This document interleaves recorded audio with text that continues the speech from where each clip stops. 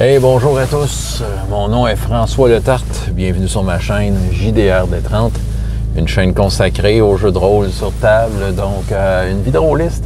Je vais faire le bilan jeu de rôle jeunesse. Je prends une chance que ça soit pas trop long. 2 parties de Chroniques oubliées Fantasy. Et petite parenthèse aussi, mon fils qui a fait sa 2e partie de Chroniques oubliées Fantasy avec ses amis. Tout ce que j'ai su, c'est qu'il y a un des personnages qui est mort. Fait que c'est ça. Il m'a posé des questions sur la montée de niveau. J'ai dit, il serait peut-être temps que tes personnages montent de niveau. Et son ami, que son personnage est mort, ben, tu sais, de ce que j'ai su, ça ne dérangeait pas bien. Bon, tu sais, il commençait pour un personnage premier niveau, puis je pense qu'il c'est comme essayer des chaussettes, là. Il n'aimait pas tant le personnage, le concept. Fait qu'il, ça faisait son affaire de partir un nouveau personnage. Mardi, donc, il était sur le bord d'une falaise qui s'écroulait à mesure. J'avais fait une petite règle maison, comme de quoi que je roulais un D6, OK?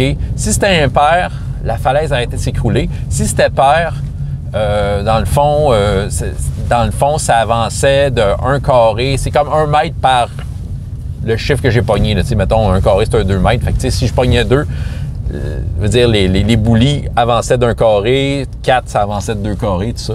Fait que, tu sais, ça a mis du suspense. Puis en plus, je l'ai fait comme inégal. Chaque côté de la rivière, ça avançait pas pareil. Mais à un moment donné, ça l'a arrêté, mais ça leur a mis du suspense. Il y a un des personnages qui a utilisé une capacité qu'il n'avait jamais utilisée. Il avait comme un genre de... Ça s'appelle patte araignée. Là. Fait que, il était capable de faire un peu Spider-Man. Fait qu'il s'est accroché après l'arbre. Il y a son ami Minotaur qui l'a arrêté, tout ça. Ce qui a été du gros ravage, ça a été l'élémentaire de feu qui est parti en tourbillon puis qui a passé à travers une couple de personnages. Ils s'en sont sortis, mais ils ont vu que c'était fort, tu sais. Puis en fait, entre guillemets, c'est un genre d'avertissement. C'est quelque chose qui peut potentiellement les attendre. Ça a été un combat assez complexe avec tous les différents éléments, tu sais, les éléments de décor, les chutes, les éboulis, l'élémentaire, tout ça. Tu sais, il a fallu qu'ils travaillent fort pour le finir.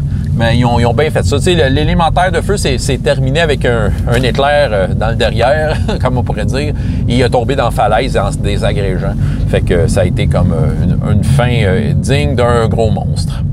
Et là, ils ont découvert que le petit lutin qui avait fait péter le volcan, il était comme mort là, étendu. Puis il n'y avait plus son œuf brun. Il y avait un œuf brun avec lui, tu sais. Fait que là, ils ont continué leur chemin. Ils ont décidé de se rendre là où était potentiellement la caverne du Dragon Noir, le temple du Dragon Noir. Ils sont venus face à face avec des lutins qui les ont interceptés en disant « Ah, vous êtes chez nous, là, regardez. On est amis avec le volcan, là.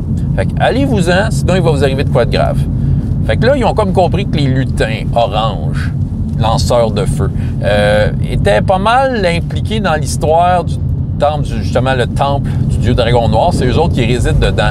Le personnage, eux autres, c'est d'en prendre possession. Ils ont commencé à négocier avec eux. Puis, ils ont avoué qu'ils ont un problème avec un nécromancien qui élève des ibourses zombies. C'est un peu comme ce qu'ils ont rencontré dans le village en bas. Fait que là, ils prévoient aller faire un petit tour chez le nécromancien pour essayer peut-être de négocier avec les lutins. Mais tu sais, les lutins, c'est des petits farceurs. Hein? On va voir ce que ça va donner. Tout ça pour dire que il y a eu 2 événements un peu hors game. Ben, tu sais, il y a un joueur là que... Tu sais, quand tu pognes un joueur qui était habitué de jouer à Donjons et Dragons, tu pognes un jeu comme Chroniques oubliées qui ressemble, mais qui a des affaires pas pareilles, tu sais, il va comme essayer de te dire, là, ouais, là, tel point de règle, ça marche pas, pis ça, puis là, tu sais, là, tu t'astines un peu avec. C'était d'essayer de faire comprendre que Chroniques oubliées a une approche différente, tu sais, dire, oui, dans Donjon, ton sort, ça se passe de telle façon. Chroniques oubliées, c'est ça, fait qu'il a fallu que je fouille un peu dans le livre, que je confirme des affaires, que je fasse comparer ce qu'il voulait faire avec d'autres trucs un peu semblables au niveau de la magie par rapport à d'autres profils pour voir, regarde, c'est comme ça Chroniques oubliées. Puis tu sais, en même temps, c'est balancé Chroniques oubliées, veut dire, souvent, tu as un test d'attaque magique pour à peu près tous les sorts qui font des dommages, contrairement à Donjon où des fois, la boule de feu tombe là où tu veux, là. Mais en même temps, veut dire, t'as pas de limite sur le nombre de fois que tu vas le faire ton sort, fait que c'est correct, c'est ta forme d'attaque, c'est ça. Puis tu sais, la façon que les attaques magiques, ça augmente, là, toutes les formes d'attaque, en fait, c'est un petit peu astronomique, là, fait que, veut dire, les chances que tu rates sont assez faibles. Les ennemis plus forts que la grosse armure, peut-être, ça marchera pas, mais quand même, c'est ça. Et il y a aussi un joueur à la fin là, qui a mis une plainte à ses copains, c'est parce qu'il fait le paladin du groupe, un gars hyper charismatique. Puis souvent, quand il commence une tirade, ben les autres aussi veulent embarquer dans la conversation, puis ça l'a irrité. Il dit là, c'est moi qui est supposé faire les discours, puis tout ça. là, il y a une discussion qui s'en est suivie. Je vais sûrement la poursuivre la semaine prochaine. Je vais essayer de dire, ben, en fait, tu peux pas empêcher les autres de parler. OK? Ils peuvent embarquer dans la conversation. Ce que j'ai dit, c'est qu'en fait, ton personnage, oui, il est optimisé pour ça, mais tu sais, quand vient le temps de trancher, quand vient le temps de mettre des dés sur la table, c'est pas mal toi qui vas les faire, de un. Puis de deux, je dis, écoute, tu peux là, réclamer ton droit, tu peux le réclamer auprès de moi. Je dis, je peux jouer au brigadier scolaire, dire aux autres, OK, c'est bon, on a pris en note ce que tu as dit, puis tu sais, puis revenir, OK, toi, le paladin, qu'est-ce que tu dis de tout ça? Puis finir la tirade. T'sais. C'est ça que j'ai dit. Là, je peux jouer au brigadier scolaire, mais moi, je pense que ce qui l'insultait, c'est de faire en sorte que là, soudainement, il y en a d'autres qui prenaient le pas au niveau du roleplay, puis de la conversation, des négociations. Puis, tu sais, je veux pas, moi, ça. Je renvoyais la balle à mesure qu'il y avait une conversation, puis que lui, il aurait voulu que ça soit principalement lui. Je comprends son affaire, mais en même temps, il faut trouver un équilibre. Puis ce que j'ai donné comme un peu. Comme outil, c'est, ben regarde, dis-les-moi, si tu penses que tu as pas assez parlé, dis-le-moi, là, je vais considérer ta demande avec sérieux. Autrement, nous sommes maintenant jeudi. Aujourd'hui, j'ai fait Chronique oubliée Fantasy avec mon autre gang d'enthousiastes. Écoute, il en manquait un, je suis un petit peu déçu. C'était le nain qui fait ça dans le mur pour essayer de le défoncer avec ses poings, tu sais, puis je m'étais dit, OK, j'avais un peu relâché sur Teams, comme de quoi que, hey, ton Dieu t'a écouté. Puis il va peut-être se passer de quoi la prochaine game. Mais la prochaine game est arrivée, il n'est pas là. Mais c'est ça. C'est toujours un peu le danger de prévoir un événement face à la présence d'un joueur. Là. Quoique ça n'a pas trop balancé mes affaires, mais en fait, le groupe aujourd'hui a comme découvert à la fin pourquoi que le joueur fallait qu'il soit là. Parce qu'ils ont un peu insisté comme de fait. Mais même s'il n'est pas là, il peut-tu continuer d'essayer de défoncer le mur, c'est ça? Puis ils ont découvert qu'il y avait un passage secret. Fait que c'est ça. Ils sont bien contents. Mais, tu sais, le joueur, s'il revient la semaine prochaine, quand même, son Dieu l'aura vu faire. Parce qu'il y a eu, écoute, on joue au rodéo aujourd'hui. OK? Encore une fois, situation intéressante. Tu sais, il y a une tour avec un enceinte autour. Il y a une protection magique qui fait une bulle. Et dedans, il y a un ptéranodon, un ptérodactyle géant, qui essaie de manger les joueurs. Les dernières fois, le joueur Minotaure qui parle aux animaux l'avait mis un peu de son bord, puis il le nourrissait avec des animaux envoyés par les villageois et des gardes qui essayaient de pogner pour des gardes ennemis qui envoyaient à manger. Puis c'était pas si pire, sauf que le cliffhanger, c'est que un mage caché dans la tour avec une baguette était capable de contrôler l'animal. Puis ils ont découvert qu'il y avait une pierre précieuse au cou. En tout cas, bref, ils ont joué au rodéo. Là. Finalement, l'animal voulait essayer d'attaquer les personnages. Il a mangé la chevalière. Il a fait beaucoup de points de vie. Elle a eu blessure grave au niveau de la constitution. Percer les poumons. C'est ça. Fait que là, écoute, il essayait de se débattre, tout ça. Le joueur Minotaure s'est dit, je le pogne par la queue, je vais essayer de le tirer. Je dis, ouais, c'est quand même un dinosaure. Mais bon, gars, il voulait s'essayer, gars. Il voulait montrer qu'il y a des muscles. Il aime ça. Lui, c'est un joueur qui va beaucoup carburer sur sa force physique. Un peu comme le nain. Sauf que le nain, il y a des atouts divins qui l'aident vraiment, tandis que lui, ben, c'est juste de la conviction.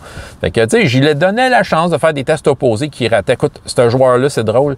J'ai jamais vu autant de 2 rouler sur un D20. Je pense qu'il doit en avoir roulé 10 dans la journée. Il a fait quelques jets qui marchaient.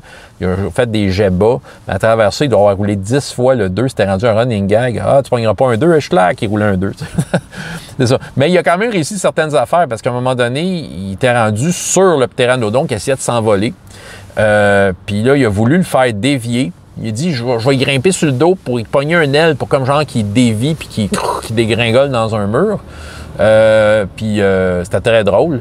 Fait que c'est ça, sauf que ça, mon ptéranodon, comme un peu dans l'opposition, il a pogné un naturel. Mais lui, en tant que tel, il a quand même pogné un pas super gros chiffre, ce qui fait que plutôt que faire dévier le ptéranodon dans la direction que le joueur voulait, j'y étais au hasard avec un D6, puis il a foncé comme dans le taux, tout ça, ils ont tombé. Mais tu sais ça, il se passait plein d'affaires dans le même. C'était vraiment une partie de lutte, là, c'était vraiment très rigolo. À un moment donné, il a pris une roche à terre, le joueur Minotaure, puis il a spoté là où le magicien sortait sa main avec sa baguette. Il a dit, je pitch une roche sur la main, puis il a réussi, puis la baguette a tombé, puis c'est la chevalière qui l'a pogné. En tout cas, tu sais, c'est ça. Puis là, il essaie d'achever des gardes. Les 2 autres cocos, le demi-orc et le nain psionique scientifique, là, qui était pris dans une bulle avec un nid puis des bébés ptéranodons. Lui, il a pris une bombe pour essayer de désactiver, en fait, la bulle magique, parce que la bulle magique était activée par un objet magique. Puis lui, il y avait des bombes avec lui. Il a réussi à péter la bombe, puis a réussi son geste, ce qui fait que là, les bébés ptéranodons, en tout cas, ils ont réussi à les sortir. Ils couraient après les joueurs, mais à un moment donné, Au moment où la baguette est tombée, puis que les bébés sont sortis, le ptéranodon, la maman ptéranodon a entendu ses petits, fait qu'elle est allée les voir, puis tout ça. Fait que là, le joueur scientifique né, il a une bague pour grimper. Il dit, je grimpe la tour. Puis en tout cas, il s'en est passé des affaires. Mais là, c'est ça. Ils ont demandé, comme au personnage du joueur absent, de dire, OK, on le fait-tu défoncer le mur? Bang, il a réussi. Ils ont découvert un passage secret.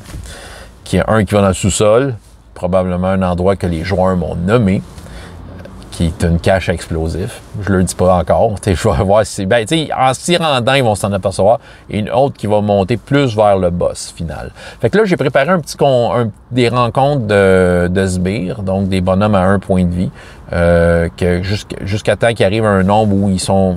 La façon que ça marche, les sbires, c'est qu'une fois que tu les mets dans la catégorie des sbires, ils ont 1 point de vie. Mais ils font des attaques groupées, ce qui font que les sbires ont plus de facilité à pogner les personnages, mais en groupe. C'est comme une attaque groupée. Mais quand tes pognes, ils meurent, automatiquement. Si tu fais un super bon jet, tu peux peut-être en tuer un de plus. Puis quand tu arrives à un nombre de sbires qui est égal ou moins le nombre de joueurs, bien là, ils redeviennent avec leurs stats normales. C'est comme les derniers survivants de la bataille là, qui sont encore un peu plus en forme et plus durs à cuire. Je vais préparer le boss avec une super armure, d'impact à 2 mains, son ami magicien, tout ça. Il y a ça qui s'en vient. C'est assez trippant. C'est une situation complexe, mais c'était ça leur but, c'était de faire tomber le baron de la place qu'ils ont comme découvert avec leur enquête, comme de quoi que c'était un gros salaud. Fait que c'est ça. Fait que je les laisse tripper là-dedans. Clairement, en réussissant ça, ils vont avoir des récompenses dignes de ce nom. J'ai hâte de voir ce qui va se passer avec le ptéranodon, parce que là, il est pris dans sa bulle magique, mais s'il désactive la bulle magique, le ptéranodon va s'envoler. Où c'est qu'il va s'en aller? J'ai une petite idée, mais une fois qu'il va être parti, quand il va avoir faim, où est-ce qu'il va aller? Est-ce qu'il va aller dans le village? C'est ça, il va falloir que notre ami Minotaure, ami des animaux, fasse des gros deals avec. En tout cas, j'ai hâte de voir. Je les mets, eux autres, dans des situations là, qu'il faut qu'ils se creusent la tête un peu. Là. Ils utilisent leur capacité, mais en même temps, c'est des combats pas ordinaires. Puis il y a des enjeux qui sont menés par le scénario. Puis il y a des enjeux qui se mettent eux-mêmes, entre autres, face aux animaux. Est-ce qu'on tue l'animal ou pas? Parce que le joueur Minotaure, il veut pas. L'autre qui veut fesser le mur tout seul parce qu'il veut le prouver à son dieu. Ils se mettent des enjeux à eux-mêmes, mais c'est drôle, ça crée de l'histoire, ça. Là. C'est des affaires qui se racontent. Là.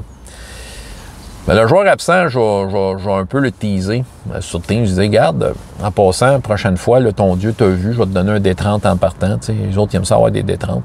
Fait que, je vais juste lui dire, regarde, t'es peut-être pas là aujourd'hui, mais la dernière fois, tu t'es défoncé les jointures à défaire des murs et ton dieu aimait ça. C'est un peu une façon de dire ça.